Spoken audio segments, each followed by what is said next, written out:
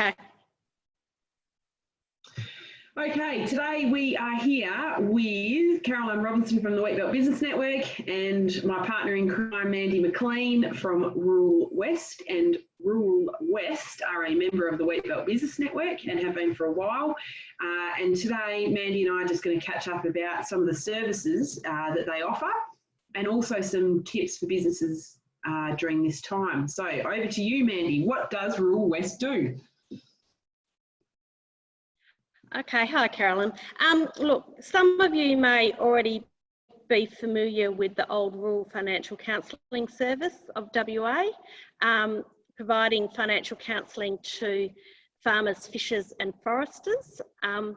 We are now Rural West and able to provide the same financial counselling services to small business in rural WA, not-for-profits and community groups. So what we do is work with businesses who are in financial difficulty or feeling some stress, to help them just work through their business position, understand what it is that's worrying them and work with them to put in some solutions that will suit their business. Great. And I think your service now is across the state to all small businesses, which is absolutely fantastic, and we encourage all businesses to access your services. Yep, absolutely. It's free and confidential right across rural and remote WA, so we are able to be accessed from the Kimberley down to Cape Lewin and then east to the border. We also service businesses in our larger regional towns and cities, so we can pick up small business out of Geraldton, Bunbury and Albany, and on the edges of the Peel area, but not into Mandurah. We can also service some metro businesses if they are directly linked to agriculture in the metro area. Right. So Mandy, maybe just perhaps could you just share with us when a business might recognise that they need assistance from Rural West? Yeah, look, we don't have specific eligibility criteria except if a business is experiencing financial difficulty. So how would I recognise that? I would say if you are worried, if you have concerns, and if you are losing sleep at night, give someone a call. It doesn't matter what your position is as such, because we will then go through that with you to help you sort out what may be your main concerns. And we work with a business for as long as we need. So if your financial position is quite dire, we will work with you through the whole journey, even if that takes a couple of years. If your concerns are more specific and not quite as dire as you think, well, we probably will only work with you for a short period of time till you're feeling you're more able to manage yourselves and you're back on track. So the eligibility criteria isn't set. It is really just if you are experiencing financial difficulty, and that's different for everyone. To be a little bit more specific, you know, when you look at financial difficulty, I would say if you're having problems making ends meet on a monthly basis, you just don't have enough cash flow in your business. If you are having difficulties paying your creditors, if you're having difficulty receiving monies that are owed to you, therefore impacting your business. If you have loan agreements that are about to expire and you're not sure whether new finance will be available, or if you're having trouble understanding or accessing some of the assistance schemes that are out there, we can certainly have a chat about that. The other thing that we do, we work with the entire business. So even if it's just about getting someone to help you have a chat about the position your business is in now and a way forward. And there's difficulty and disagreement maybe between the owners, or a lack of understanding between the owners, we can help work with you to really clarify what your goals are and what your strategies might be. And what do you specifically do with a business? What do you look at and consider? Yep. Look, it's a little bit different for every business, but broadly speaking, we work with the business against a really robust business planning model. It's the Harvard Business School framework for business planning. So working against that model, we would be initially working with the business to really understand the business and the people in it and what drives the business, what their goals and aspirations are for the business. That's important, so we don't just run off with strategies that don't take people to where they need to go or where they want to be. Having had a good understanding of the business, we will then take a really deep dive into the financials of the business so the business partners have a really good understanding of their current position. What does that look like? What does it mean? We will look at your cash flow with you to understand the liquidity in your business. We all know that having a positive cash flow is probably the most important thing for small business. If you're running a proprietary limited company, obviously it's really important that you're trading as a solvent business. So we look at your cash flow. We also spend quite a lot of time looking at your business structure and the implications of that.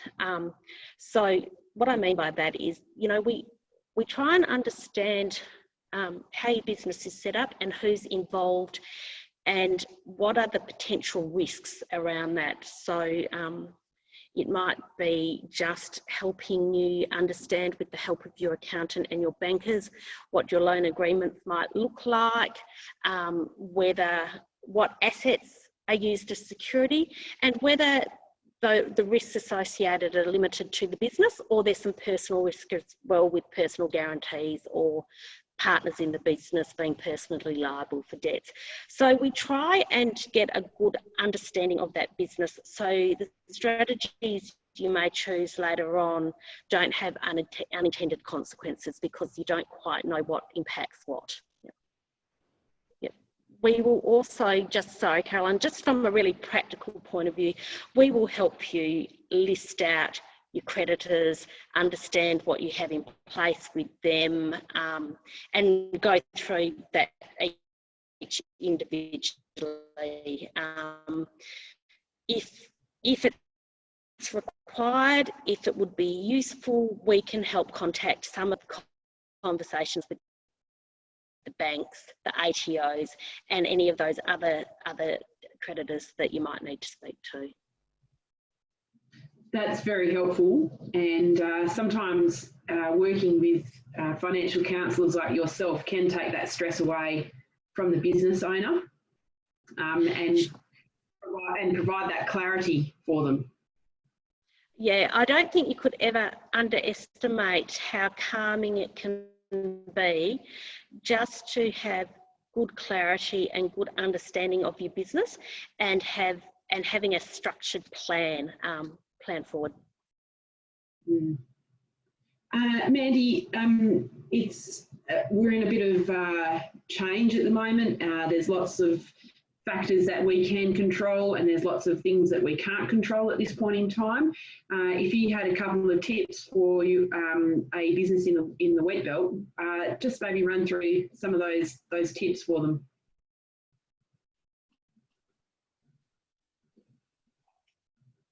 Yep. Look, there's a couple of things I think businesses can be doing right at the moment. I know it won't be applicable to all people. Businesses are going to be in all different states, from being closed down temporarily to still operating quite normally, depending on what industry sector they serve and where they're located. But a couple of things I think are probably fairly important at the moment. One is having a good understanding of your cash flow and your cash flow forecast. I would be probably looking at trying to construct one for the next 12 months. That takes into account a couple of things. It takes into account some of the subsidies and assistance that's in place right at the moment. It also will then cover a period where those assistance schemes start to taper off and adaptation, and it sort of will start to show what our cash flow might look like in 6 months. It also starts to take into the period we may be renegotiating loans with our banks, or where we've had to defer, say, rental payments. It lets us consider what our position might look like beyond then, to just get our head around it and to see what the future might look like. I know there's lots and lots of variables in cash flow budgeting, particularly with the uncertainty we have. We haven't got all the restrictions lifted yet, but we're starting to see some of those restrictions come off, and so we might start to get a slightly better idea. What we will know, though, that we can put in is some of our fixed costs. We do know what they are, and we can start to try and work out what our break-even points will be and what we need to do to at least cover those costs into the future and the recovery of that. So that would be one thing I would look at. The other thing I would probably try and do some work on now is our financials and our tax position. Not suggesting that people will necessarily be paying tax, but when we start renegotiating loans with banks,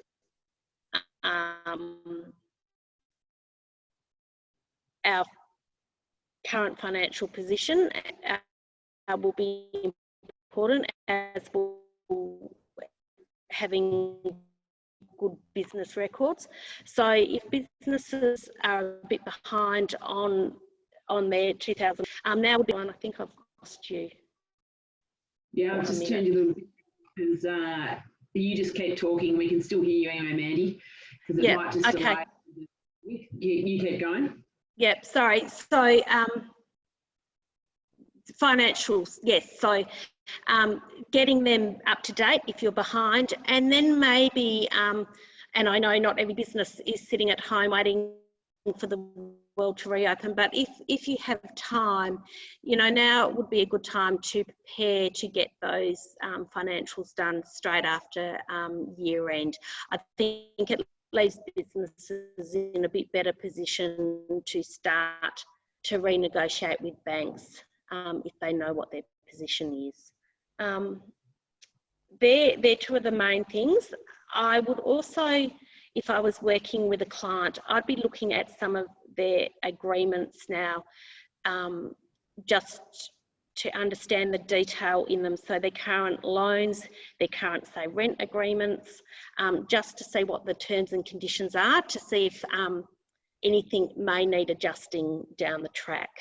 The other thing businesses could be looking at, and again, it would be dependent on time and resources, but there's likely to be, for some businesses, the need for adaptation.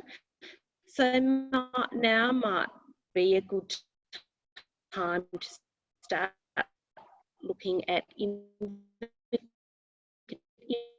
inventory control, the type of stock you have on hand, and do some really critical assessment of what has worked in the past and what we've seen if there's something that you can maintain and grow into the future. We're not quite sure what we're going to look like when this is all over. Yeah.